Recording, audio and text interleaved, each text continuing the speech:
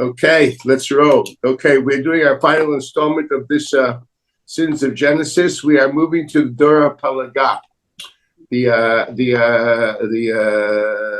generation of the dispersion. I'd like to give a little background to remember and a few psukim to understand what we're going to be reading. We're going to be reading pieces of the Beis Yaakov and primarily the ideas presented in the Abarbanel, usually a very long, winding book. So that's why I sent them our Makom, so everyone should be able to see them. If you know, I prefer that you see them inside. Anyway, the pasuk says, this is already something which I dot send. Pasuk says in Bereshit Yod Aleph, Vahi kol haaretz safa echat udvarim achadim. The whole the inhabited community of the time, area of the time, had one language and basically one common culture.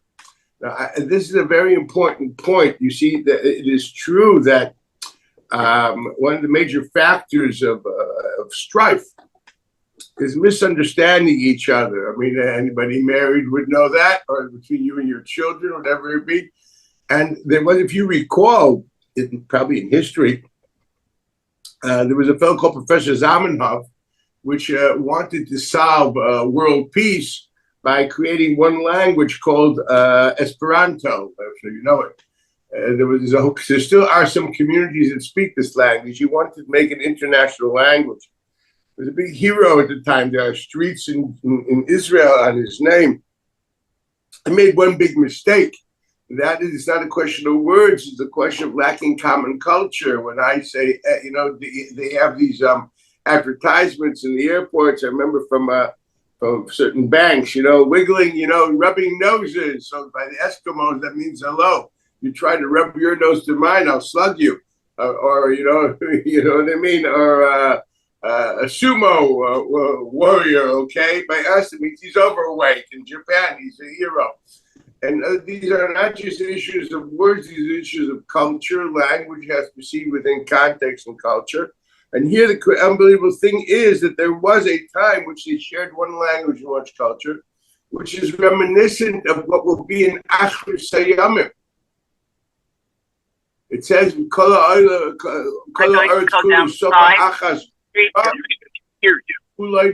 Hashem. The time will come that the old people together will have one language and one culture, which we will call all together in the name of God, Yud Kei Vav Kei. Well, that is going to happen. So you had a reality of total unity of culture and language at that point in time. This could have been an unbelievable period. And what happened by Heb and Asam and Kedem? They left the land of Kedem. They left the land of the east. They went further from what was called at the time the east, Kedem. And where did they go? Where did they go? So by Yimtu they found a valley, Be'eretz Shinar, which we today would call Iraq, Babylon. Why is it called Shinar? So the Midrash brings Sheninaru Shama Metei Midbar, Metei Mabul. Basically all the dead bodies of the Mabul, which, as we already discussed in the past, were basically based in that area of the world, because that's where the family that's in the Bible is discussed, and that's the people that died in the flood. Their dead bodies all were somehow ended up there. It's a valley coming down from mountains, ridges to valley, and that's what their burial place. So this is very symbolic. They found a valley in Eretz Shinar, which is basically a valley which is the graveyard of the previous generation, the previous attempt to run away from God. If we recall the Dor HaMabul, I will do that again. I just want to show carefully what happens. They chose this to be the appropriate place to live. What happens at this stage? Now there are no rocks there. This is clay, and you're in a valley. Let's burn bricks. What you had there was chemar. There was clay there. Let's take clay, and this we will basically burn the clay, and it becomes then the brick became into the raw material similar to stone, and they would use the clay for concrete. And they said, let's build ourselves a city with a tower, a steeple, V'rosho b'shamayim, with a high tower. No, high. What does high mean? Let's be honest. In those days, we're talking. There was no iron at the time, and you're dealing with clay, not with stone.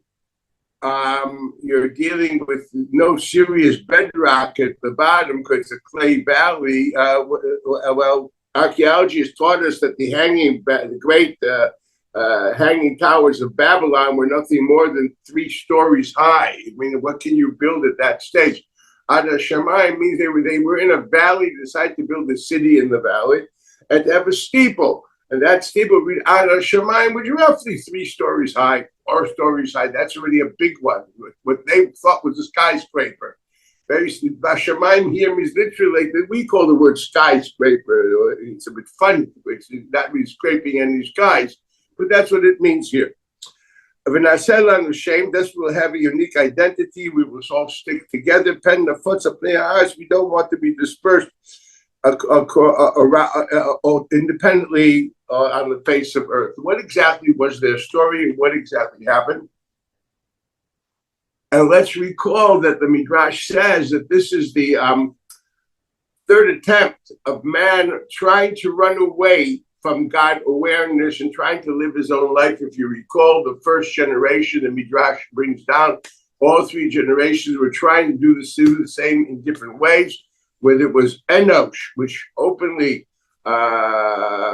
introduced paganism into the world, ultimately Dora Mabul, and Enosh had a third of the population flooded. Dor HaMabul decided to say, hey, there's no way we're going to succeed of running away from him without him beating us up at the end. But in the meantime, let's enjoy life. Basically deciding not to care about God and to enjoy a temporal reality. And that's what they did, and God flooded them. Finally, now we have this third attempt to do the same thing.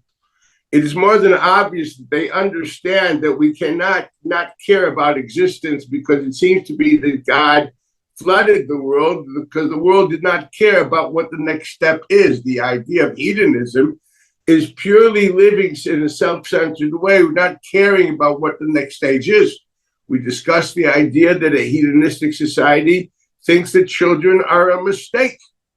It's the same society which will throw children in the Nile or stick them into walls, because children are the price you pay for a few moments of pleasure.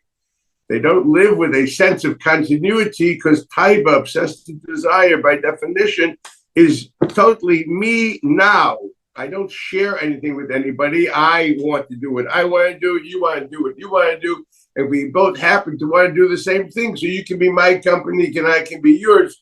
We discussed this in the past, how this is a very self-centered culture, which is very lonely. We discussed that. I remember discussing the stories of how I spent a certain time in a bar near NYU, how I actually felt that. That's what Rabbeinu Yonah says, the Baal Taiva, the person who lives in self-centered, obsessive desires, he's a very lonely person. He really doesn't have anything in common with anybody. He's self-centered. He's lonely. He is a true Eleanor Rigby. Very, very, very lonely people. This is what these people are. Okay, so they realize that we can't do that. We have to think about others. We have to be more of a social awareness group. Obviously, God flooded the world totally. They saw it as, because he obviously doesn't like this, that people are totally self-centered. First thing we're going to do, but we don't want to have him in our face. Going back to the tensions which started in Eden and came to a peak during Enosh, if you recall, in the different Shurim. We do want to live alone. We can't live without, we don't want him intervening in our lives, but we want to do it in a way that he will somehow comply with it. Okay, they had to work a way of sinning and making a sense to themselves in a theological way. This is the basic thesis which we've been following for the last, I think, month and a half. What do? Well, one thing they realized that we have to stick together. Literally, united we stand, divided we fall. and we can no more be self-centered. So let's create a group. Let's create a group identity, and really, one for one and one for all. We will all live together. We have one culture, one language. Let's make it into a city where we will all be together. We will have a focal point, which we will all, like a steeple, like good old, in the New England villages, you have these steeple in the middle of these things. Will be our focal point. That's what it will look like. When you say Ad Shamayim, a skyscraper, it actually means the tallest building in the area, something enough that people in the whole metropolitan sprawl will be able to look at and see to know, hey, this is where we are. This puts us together.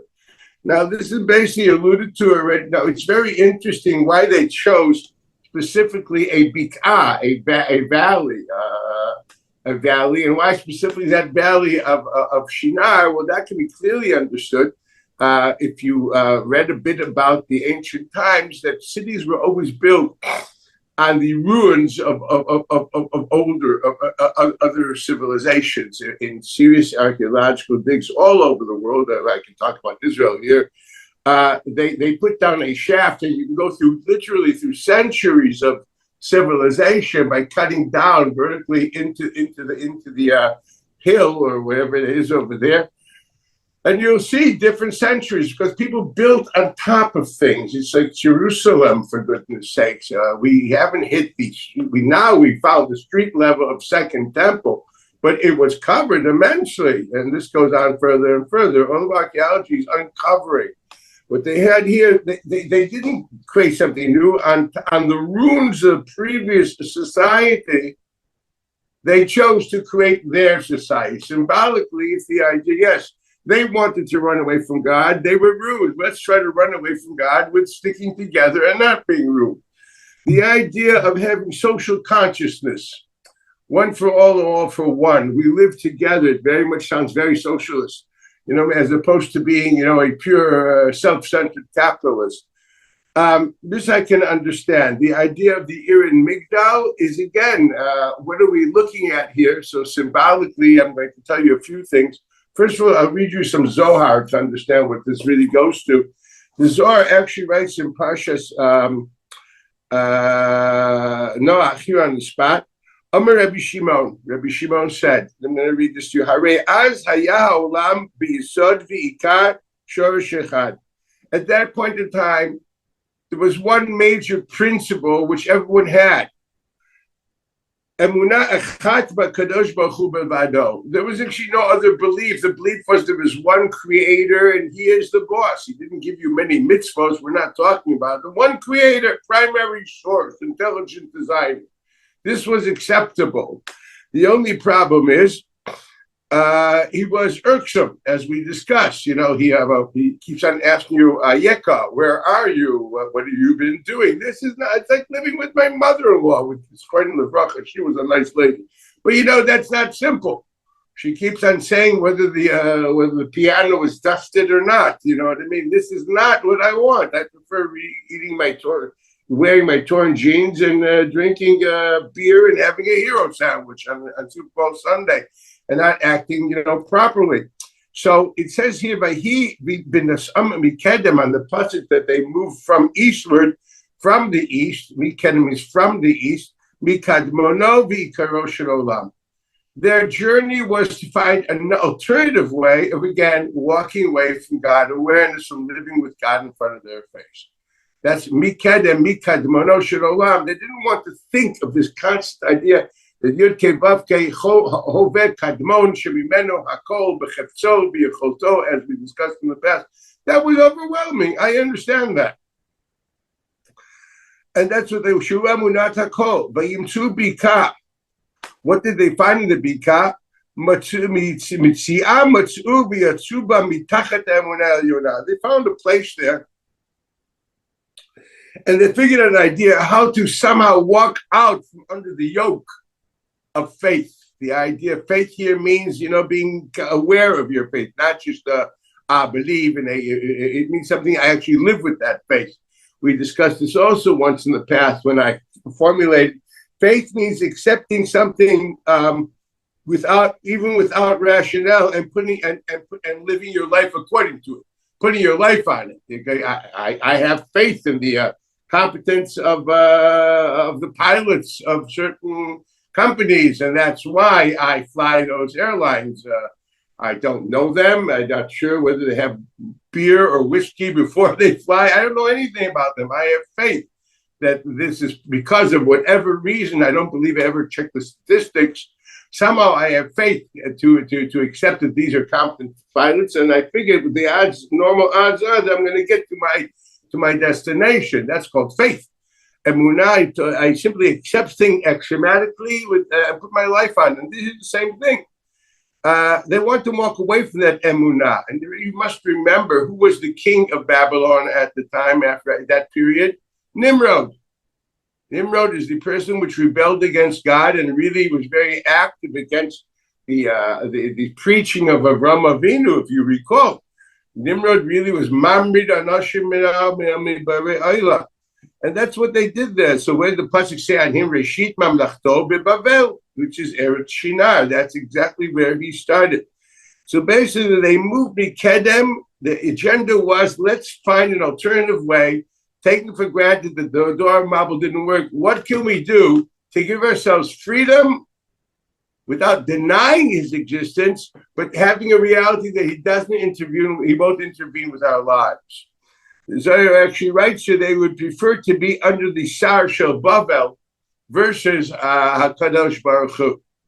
They gave importance to Sar Shel Bavel, the minister of Bavel. At least with him, as we discussed once in the past, I don't want to deal with the president of the companies on the 25th floor.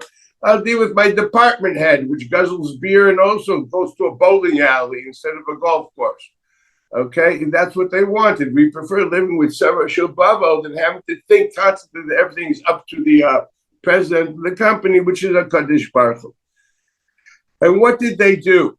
They only have a live on a migdav reisha Hashemayim v'naseh l'shem. So here it says before in Zohar, the Medrash brings down they wanted to war with God. Now, as a child, I always had this understanding they wanted to war with God. They were going to go up on this, long, tall tower and shoot arrows into the heaven. The Medrash tells us stories like that, which obviously must be seen as metaphor. I think it's quite criminal to have children paint pictures like that because it's really idiotic. If they really want to go to war with God by shooting arrows in heaven, they would build their tower on a mountainhead and not in a valley. How much can they get in the valley? They don't even get to the mountain ridge when they build that migdal there. Let's be honest. So the war with God was by creating consciousness within man. The men living in the valley. The Zohar Kodesh writes that this was parallel. They were going to make a Beis Avodah Zorah. They were going to make a standard of their belief, literally like the New England church steeples, in which you look at that and you realize your identity. And he writes very beautifully. He says, for the Jew to build a migdal, you have to go up a mountain, and he won't even tell you where it is. The Shichnai Sidrashu, you have to work on this to find where is the Makam Ashtina, and then the Basa Shama, and you build the Migdash on a mountain as high. Man, religion of Judaism demands you to climb. Work. Get out of your regular habits and start doing something. Be self-sufficient. Masha Enkein, they built their migdal, their religion. They wanted God, not up them to come up to make effort to go to God, but rather to tell God, hello. Don't you always tell us a filub hastorah and all these nice Hasidic knickknacks? Wherever I am, God is with me. Okay, we want to live in pleasure. Come down to us. Ime anoichi b'tzora, lechatchila, ashochen itam b'tochtum asam. Lechatchila, you come down to us. We don't want to go up to you. That's what the Zohar Kodesh says when we're talking about the war with heaven. The idea was to create a reality which God won't bother them and let them live their lives. Now, what was the idea behind it? What were they doing? Well, there's two factors here. One is the idea of building a metropolis. The other factor is the idea of, if you think of it carefully, it's walking away from agrarian society and making an urban sprawl. That's number one. That's what you're doing. Number two, what you're doing, you're creating basically urban identity, which basically creates a collective identity. I mean, if many times you go up Upper West Side Manhattan, in the evenings, and you see it's like a whole, or even if you go, let's say, anywhere in Manhattan, you feel like a marble of people moving back and forth. You lose the sense of his name is John, his name is Harry. The Yachid gets driven away and the Rabbim take the place. I repeat again, it sounds very much like a communal socialist society. That's what we're looking at. So introducing what we would call the collectivism of urbanism is what's happening here. And I'd like to read the primary sources on that and to see what this is theologically. So that's what you have in your source sheet. I have the Abarbanel I sent you. And I'd like to, it's a long piece, but I think it's more than worth going through it at least once, because for goodness sakes, it's really very, very, very, it's us. Omar, and I will say the Abarbanel says, what seems to be most compelling, as far as I'm concerned, describing the sin of this generation of dispersion, upisham, and their iniquities, they stumbled, they mistaked, and they sinned. They followed the same sin of Adam, etc. This goes back to the basic idea that we started 6 weeks ago.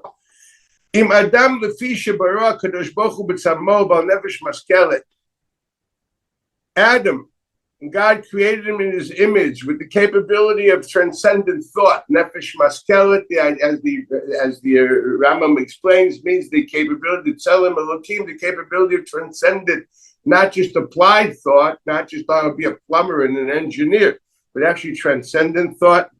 He will fulfill himself by having deep understanding of his creator, and understanding his actions. That's what man is supposed to be doing. We discussed this multiple times in the past. We quoted the Ramban at the end of Parshas Bo, that is the goal of man. Adam shakel baro v'yodelo al kach. Period. That's what he writes. That is the purpose of creation. He says the same thing. Hechin lefanav kol hadvarim hechrachim. He basically set aside, prepared for man, all things which are needed l'tikun chayav. He could have lived a very simple life, and everything was there for him originally. If you recall, he didn't have to plow, he didn't have to sow, he didn't have to do anything. He just had to sit there, shamra, which means what? No irrigation was necessary. If you read the Chumash, no plowing was necessary. Even wheat at the time was an H. One of the Deos and Medrashim, the Eitz Hadas is chitahi. That was a tree at the time. Okay, that was a tree at the time. It transformed into a grain that we have today. That's Tzvua. הכין לפניו כל דברים הכרחיים לתיקון חייו במאכל, במשתה, בפירות, עצי הגן, וממנו הראותיו. Yeah, you actually drink water, which is very in vogue today. We're back to good old water and not with all these sweet drinks. בכל במציאות טבעי בלתי מצטרך למחר אנושית. Man did not have to be involved in preparing anything for his existence. He was a free bird to do nothing more than use his nefesh meleskeles, use his intellect to try to know God, understand God, and that would fulfill his destiny. Man should not be bothered to have these means to get to his end, but rather he would have all the time of the world be knowing godliness, but that is the reason for his creation. That is a statement which stands true ad hayom hazeh. We know that Rambam explains that is the whole idea of the Messianic era. The whole idea of the Messianic era, and further, that slowly but surely the world will be a world in which wars will somehow stop and people will be much more value oriented, and it'll be parnasa, will be b'shefa. It'll be easier to do nothing more than sit, learn, and think. That's what he says. Sometimes I tell my Talmidim, I know you realize we're all going to die and it's going to go to Gan Eden. What do you think you do there all day? There's no football games, there's no hockey games, there's no restaurants. What do you do there all day? What are you going to watch? Netflix? What are you going to do there all day? I got news for you. You do nothing more than learn. You sit there and you're misasik b'muskalos to understand God in the biggest depth possible. The malachim are still trying to figure him out. They're constantly saying "Ayi makom kvoda." They want to know more. That is what you're doing. A constant quest for the neshama to understand more and more and more of what this infinite God is. We get learning, as my Rebbe once told me. You know what Elam Habe is?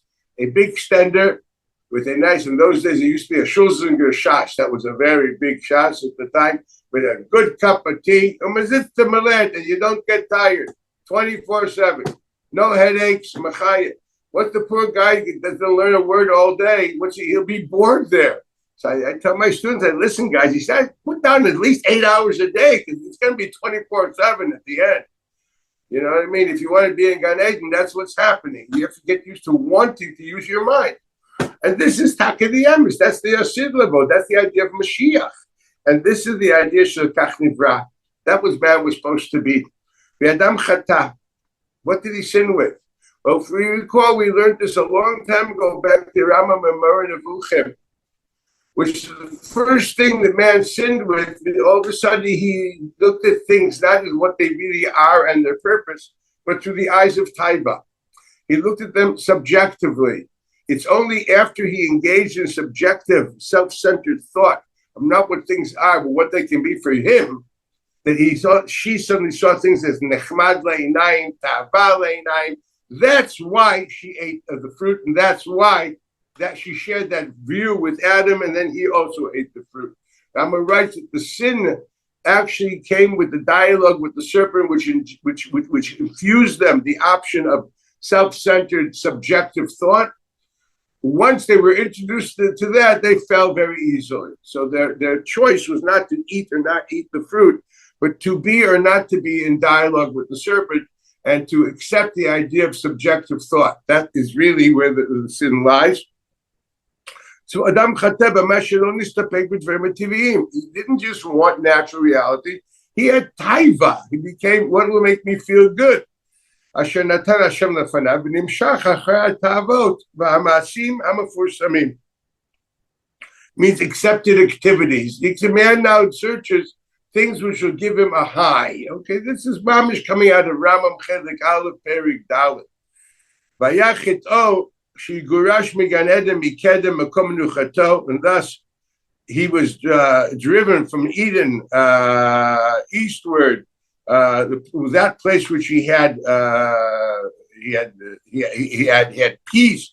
Yizba b'cherpa. And he was full of shame. We discussed this all in the past. So God says, well, because you're looking for that, then the earth is no more trusting you, will not give you what it normally would have given you. And because he was looking for luxuries and things which are really not necessary, just to feed his subjective sense of obsessed desire, the flip side happened. Now, even that which naturally would have come to him wasn't coming to him anymore. Rather, and so on and so forth. This is coming from the Rambam and Moreh Nevuchim. The Abarbanel himself says this. This is stage number 1. V'amnam Kayin b'char gam Kain. This is also the story of Kain and Hevel. Kain chose that path. He chose to live that life of, yes, I'm going to I don't want to have a life which will give me a time to think and focus. I'm going to spend my days in toil, and therefore he was a farmer.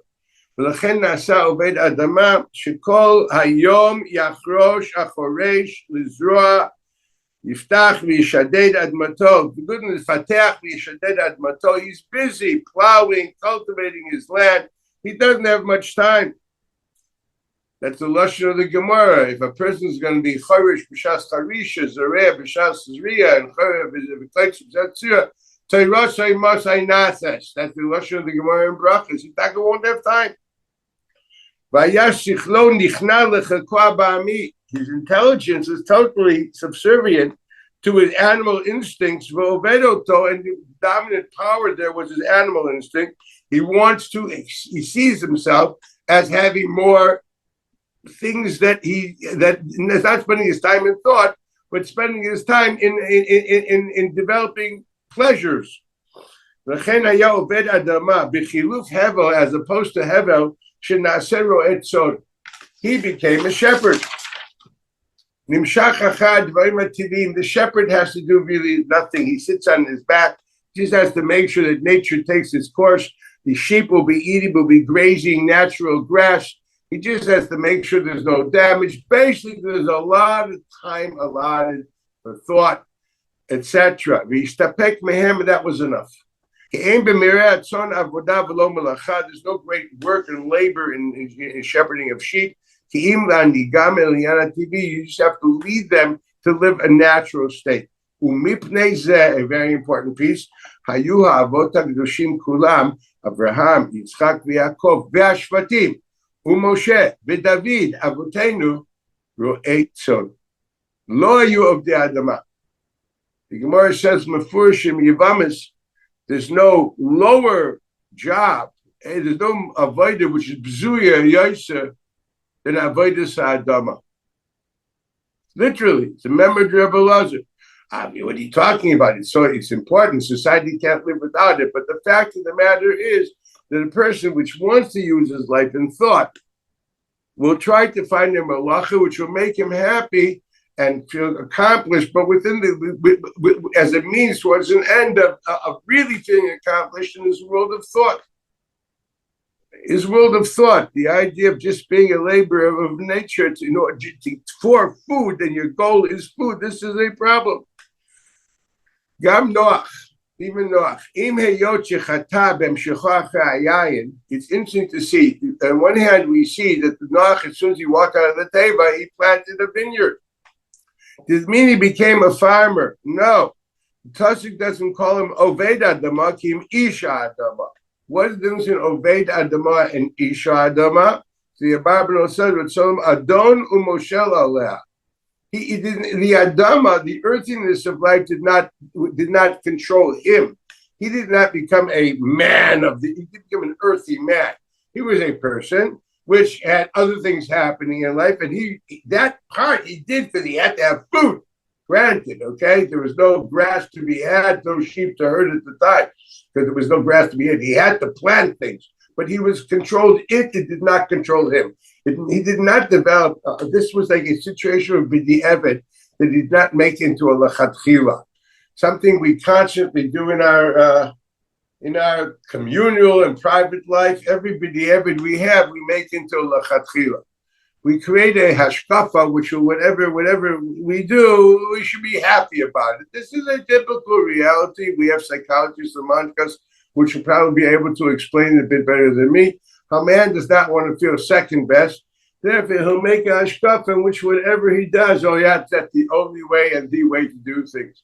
This is quite a normal reality, and this is what happens. And Noach was not that way.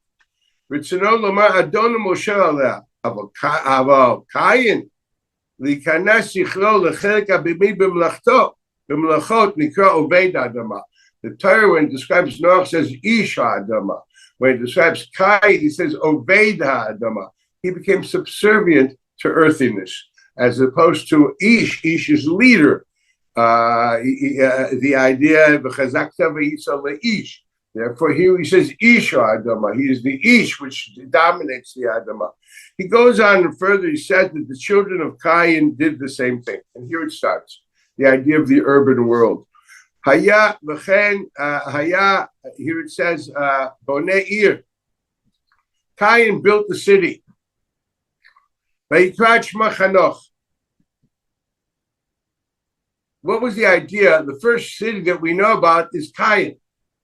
So if we're looking for the sin in creating cities versus natural life of the shepherd, then we have to say we'll go to the first city, which is Cain. He called it Chanoch.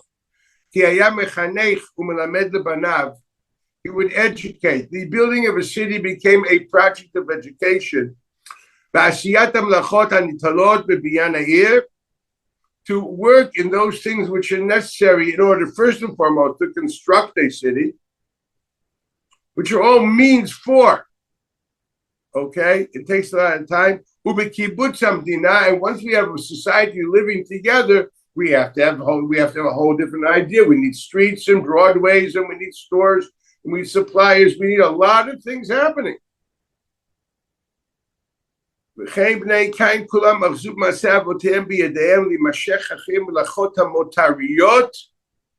all try not to live a natural life. In other words, you can live a natural life in which society is God's creation and you are eating its fruit and spending your time as much as possible into the endeavor that you should be doing is developing your God consciousness. You can do that.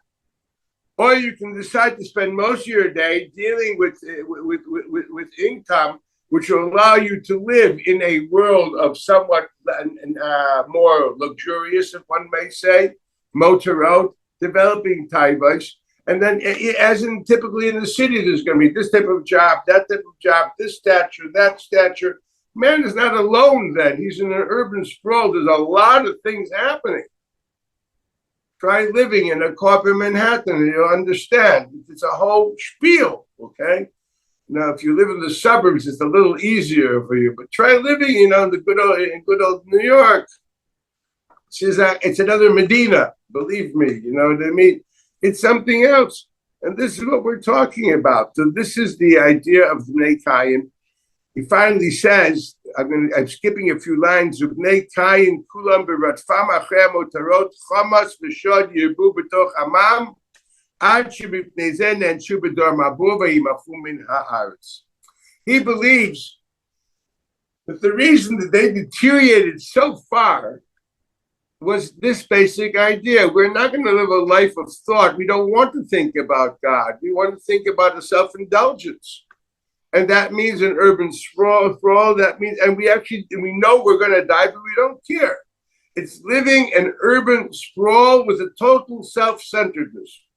Man walking away from meaning exists within himself, and nothing else counts. This is really the good old, who's John Galt, if I may say, if you know your Ayn Rand. Okay, this is a pure self-centered capitalism. This is what it was at the time of the Mabul. Pure self-centeredness. They were destroyed. Then he says, "V'chein haya chatat Torah mapalaga, domer lechet adam v'kainu banav." And once again, he comes and says the same thing. I'm going to skip like 4 lines. Lo nachad datam b'mashichin lem boram b'matanator chava tivit. They were not happy just living a simple life.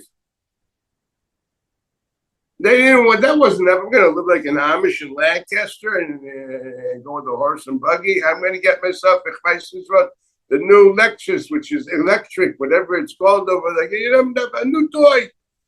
But I'm going to get a regular watch. I need an Apple Watch, Madura Basra, whatever Madura is now. They change with the weather.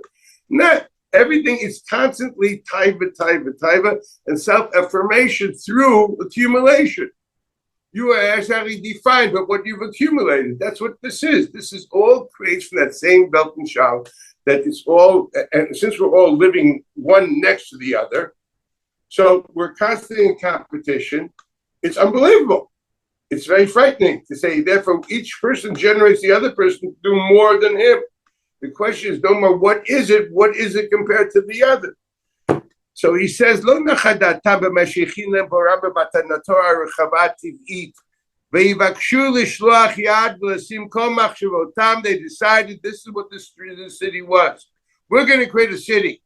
We're not going to be farmers. We're not even going to be shepherds. We're creating a city, which is even walking away from the natural state of a farmer. A natural farmer, when he sees things, as the Gemara says on the Pasuk Yeshayahu, "Vaya emunat itecha chosen yeshuot chochma v'das." Emunah is a seder zraim. Why? Because with a person which works in the fields, he sees nature the way it really is. He develops faith in the intelligent designer equals God. He realizes the limitations of what he can do and realizes this is where the buck stops. The rest depends on God. Okay, that's only if even if you're a farmer, you can get there. Okay, can you imagine? But when you live on the Upper West Side or the East Side of Manhattan, you think that apples grow in plastic bags on a counter in the supermarket. You don't even see the sowing, the planting, the taking care of the orchard, finally praying for rain until, an apple comes forth. It's a very beautiful thing to see. Okay, to see how fruit develops. You don't, when you say Bari Priya Eitz, you don't see it. But if you're a farmer, you see the Baruch Atah Hashem Elokeinu Melech Haolam, Bari Priya Eitz. You saw what it was and what it is now. That is called Emunah. They didn't want that either. They wanted to live a pure artificial life. They want to put the total focus of existence in Bibnot ear. They wanted to do engineering, construction, the temporal worlds which will give us a comfortable urban society. Which means everything. They were going to create vocations, ideas. We're going to be busy because we now need this. Once this is our necessity, I need someone to supply it. I need someone to build the bridge. I need someone to create these asphalt streets. I need a lot of things. All that is called being an ear. Take whatever it takes for Manhattan to exist. All that is a lot of learning, a lot of time. All that didn't have to be. Umigdal betocha, what's the migdal betocha? Kedei litchaber sham v'lasot atzmam mediniyim tachat hiyotam bnei sadeh. We are going to become civilized people which have a government instead of just living as farmers in a rural area. Because they thought שהתכלית המיוחד להם היה קיבוץ המדינות, להתמשך ביניהם השיתוף והחברה. We're going to create a major world society, which we're all going to be urban people. We're going to fill all these necessities, which are really artificial, and we're going to be able to live together. There can be nothing greater than having man living in luxury and comfort, and yet being together as a unit. Sounds perfect. Sounds, for goodness sakes, it sounds like the Democratic platform. Okay, you know what I mean? It couldn't be nicer if you wanted it. And here you have it. This is exactly what Dor Palaga was doing. There's nothing which is there's nothing wrong with living together. There's nothing wrong with living in the city inherently. There's nothing wrong with, hey, I need to cross the river. I'm going to build a bridge. I have to go to school to build a bridge. There's nothing wrong with all that inherently. I'm the last, no way, okay? No. But it didn't have to be that way. The question was wrong. What drives man to be that way is because he feels he is lacking with just living with the natural realities the way they are. Now, he is lacking. There's no question about it. But what drives him? It drives him because Nebuch, he wants to have a longer lifespan. Now, what drives him is because he doesn't realize what is important is using his personality to think and learn more about his spiritual essence, about creation, about creator, and Chachmas HaTorah, and Chachmas HaKadosh Baruch Hu, and so on and so forth. It's true also those people who learn a lot of Gemara, if they don't have to just take that and understand, okay, so what is God for me? And how does this translate to my Avodas Hashem? We're also missing something. I got great news for you. The same thing applies in religion. If your religion is nothing more than a bunch of technical issues, this is the law here and this is the law there, you're missing the boat. Because the tachlis is not that, but sheyeda adam shakel baro b'yodelo, living God awareness and God consciousness. I know. Sorry to say, a lot of people which are major scholars and carry a lot of information, but if they ask him, when's the last time you were Mekayim Shibisi Hashem Lenegdi Sam, he says, maybe by my bar mitzvah. That's a problem. For me, urban sprawl and not thinking about personal, about the God, and Baba Kama not thinking about God, having, I'm not going to say they're the same, we say they share a common denominator. That's a very strong statement, but that's the way it is. Okay? This is what's happening over here. Now, what happened here is really unbelievable. I'm going to take this. There's so much more to say here, but I'm going to leave it the way it is and take it from here. They wanted, as God made, the pasuk says in Kohelet in Perek Zayin, Elokim asat adam yashar, vehem bikshu cheshbonot rabim.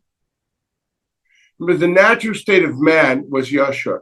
That's all. You just had to focus on what your goal of life is, and everything else is a means towards getting there. What you've done is you walked away from that goal of life, and all of a sudden you have the goal is to exist in comfort.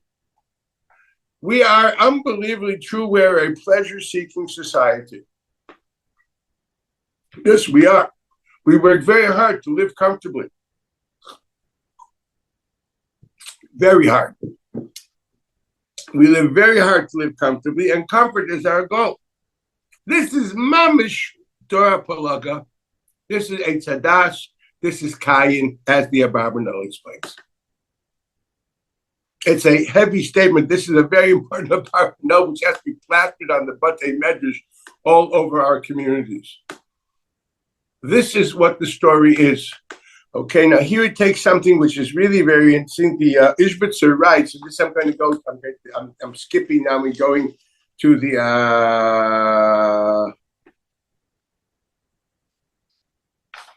he continues and says, the Abarbanel, he says something unbelievable.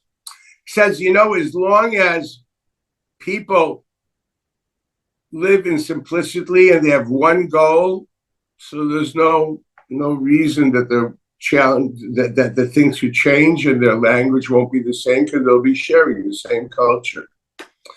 But as soon as people engage in subjective hedonistic pleasures, those are very relative and depends on geography, time, society. It's not one. People develop different tastes, different strokes for different blokes, as one says. What is beautiful for one is ugly for the other. So cultural change, cultural values change, and ultimately, therefore, description of those values will change too. And that is the idea of the dispersion of languages. Dispersion of languages, yes, it's an idea that we should be safa echat brura, likro kulam b'shem Hashem. When that is the culture, then we should be looking for safa echat brura, the whole likro kulam b'shem Hashem. Yeah, that is a nebuah which halabai should happen. But it is a natural reality, says, when we are looking for ourselves and not for the broad picture, we don't really share an ideology. Each one shares his own sense of pleasure. And I have to get this. I want to go to school X to get a degree. Why? Because I want to be able to live a comfortable life. Does he end the conversation saying, all this is in order to spend my time in Torah, mitzvos, and learning, and trying to understand God? Well, if that would be true, my dear boy, believe me, you'd find a lot of time to do it while you're in school. Rabbi Lichten says that Tzaddik Livracha spent 8 hours a day learning when he was working as PhD in Harvard. Okay? I want to put 10 hours a day. This is when he was in Harvard, not when he was in the university, but in Harvard. He knew how to spend his 8 to 10 hours a day learning. I have a student, which is a major cardiologist today in Israel. Some of you may know. I'm not going to mention his name. Okay, I remember when he was in medical school, he spent all morning in the kollel sitting and learning. He's a serious Talmud Chacham. A major cardiologist, a serious Talmud Chacham. Because this was basically the means towards an end. He realized he's doing great things for society, but for all of this, in order for him to use his Tzelem Elokim to think. So I want us to understand, the question really is what your goal is. This a means towards a greater end? Then it changes the quality of what you're doing in your means. If it becomes a means and an end of its own, it drags you down. And this is what he's saying. His language is, that's why basically languages changed. Languages change because we don't share the same culture. We don't share the same realities, and therefore everybody finds ways of expression of his own. This is the basic idea that the Abarbanel puts down. In light of this, I'd like to see the last page, which is they quote to the Beis Yaakov Ishbitzer, which we started with him. Let's end with him. So the Beis Yaakov Ishbitzer writes, Ze Iyan Dor Palaga. This is the idea. This is the last page of your source sheet of the Dor Palaga. Achar Shira'u Shayshemid Barach Hafetz Bit Kalalut. They noted, they saw one thing. They were not theologians. They believed in a God, but they didn't want him involved. It's been already hundreds and hundreds of years now that they haven't served the one God since third generation of creation. And now the time has come. They knew there's a God, and they realized now our previous generation, the people buried in Shinar, they wanted to run away from him and not caring about the continuance of the world and knowing that the world would be destroyed. And they realized that, no, God doesn't want that. So what would your natural take? The first thing you would say, God does not want self-centeredness. He wants us to work together. Communal life, socialism, communism, the idea of being one for all and all for one. That is number one they took out of this, okay, which is a very logical interpretation. They didn't take it further. Maybe God simply wants you to live with him and think about him, that they didn't want to see that, which is natural. But they did understand one thing. We can't cross him in a way of doing self-centeredness and letting things just roll, and he'll destroy us again. So that can't be done.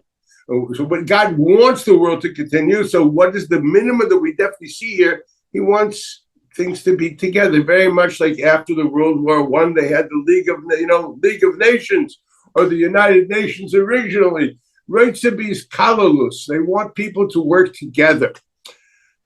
Well, they felt, okay, let's figure that if we will be all together, then he won't bother us anymore.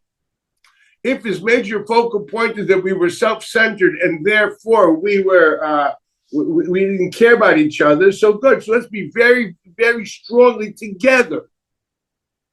They didn't want to see what people who should have seen. No, they didn't want your hedonistic pleasures. It was a symptom, was a reason why you were not thinking about me and wanted not to want to know about me. They just thought self-centeredness, which is not an ugly thing, and that's wrong. So they say it's a moral issue. We don't want self-centeredness. We want community awareness. We want you to care about the globe, etc., etc. These are values, granted. But you'll make up any value not to get to the core. These are all means towards an end. And that end they did not want to see. So he says, Lasot achdut ben kol b'nei olam, sha'yedei zeh yuchrach Hashem yirbrach l'shkom b'neihem b'chol ofer shitpashtu. They understood that God has patience. So why did he lose his patience with Dor Mabul? Because they were self-centered. God wants man to live together with man. Love your neighbor, etc. And go on and so forth, okay? This is what they want. And that's what they understood. Thus, once we are together, so God wouldn't mind. He'll let us live, do our own thing. Because of that, that's why they created this community in Eretz Shinar to build this Migdal. They took their strength, their whole ideology came from this place. Shenikra Shinar, it's called Shinar Sheshamni Naru Meitei Mabul Zigmar and Zvachim. This is where the graveyard of Dor Mabul is, and he explains what this means. Shemizah Churban, when they saw the destruction of Dor Mabul, Evinu, they understood. Shashemid Barach Hafetz Bid Kalalut. How did they translate this? You had terrible wars, okay? So what do we know? We have with the League of Nations or with the United Nations. We figured one thing: we have to be able to talk with each other. There's deeper causes of strife than the fact that we're not in dialogue and going to enforce dialogue by a democratic rule. No, we don't take it that far because that would demand reassessing the goal of humanity. We do it in a practical way. Let's make sure we're together and then things won't happen. Typical human. Okay?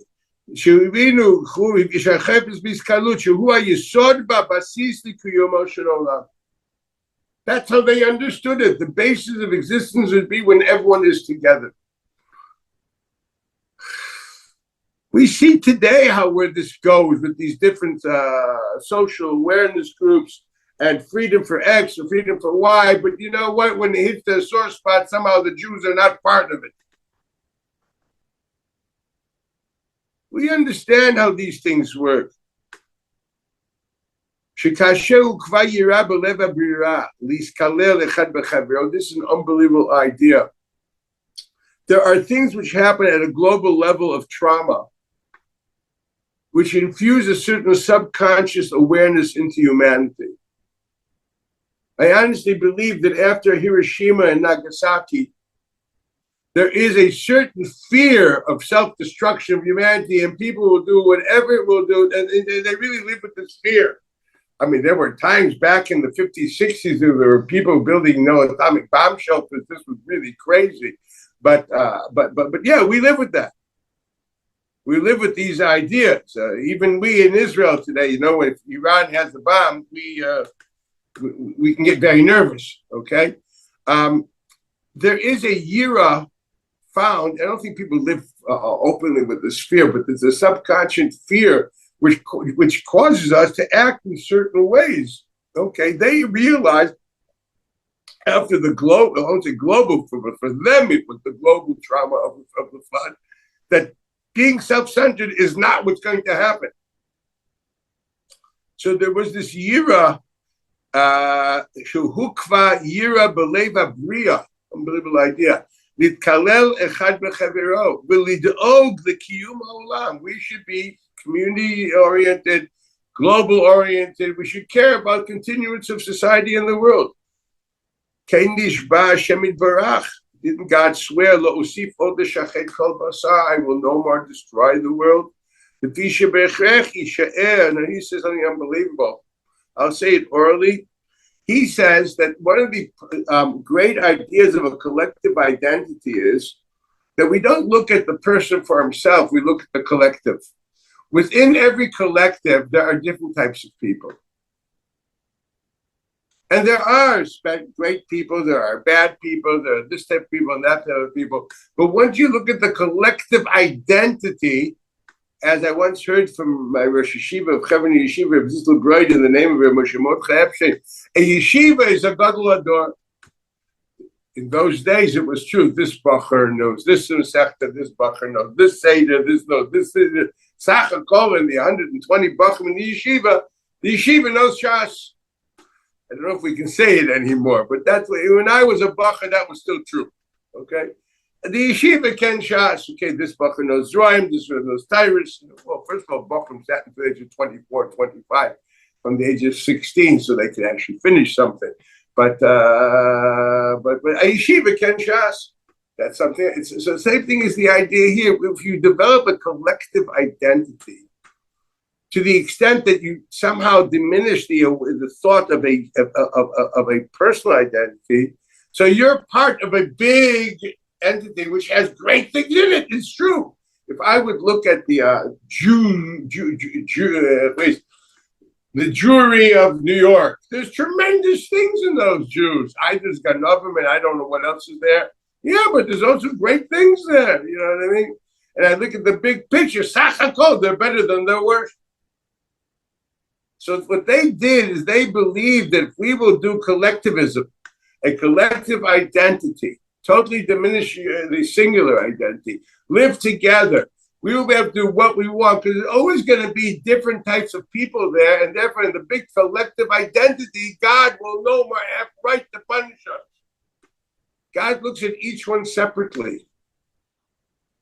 But if we don't live our lives as separate people, we live ourselves as part of the great cogs in the great machine, God will look at the machine, and if he looks at the machine, hey, it's not that bad. Baruch Hashem, the Jews are alive. What are we going to say? You're going to say we have miracles happening to us. Ma'asim b'chol yom. I don't have to believe it. I see it. I live in Israel. Okay, so this is basically what they were doing. They wanted to protect their freedom of doing whatever they wanted, hoping by first of all joining together into a collective identity, living in urban sprawl, which will allow them not to think about God climbing up out of their skin towards them, but living into their temporal typhus. And yet they will not be destroyed because of their collectivism. And they didn't think that God would demand more than that. And that's why God had dispersed them. God had dispersed them and say, no, each one of you is different. Each one of you is separate. And you must all do one thing only, and that is search for God awareness in your lives. Okay, we finished this series, and now we're moving more. I think so next week, no, the week afterwards is Hanukkah, if I'm not mistaken, correct? The week afterwards is Hanukkah. So I don't know about you people, like at this time of the day, I'm at Hanukkah parties. So we're going to have, I'm married, okay? I have children, grandchildren, etc.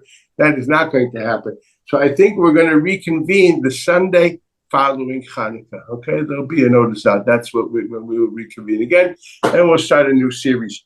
Have a great one. Great seeing you all. Thank you very much. Thank you. Bye. Erev Tov. Thank you, Rabbi. Thank you. My pleasure. Kol Tov.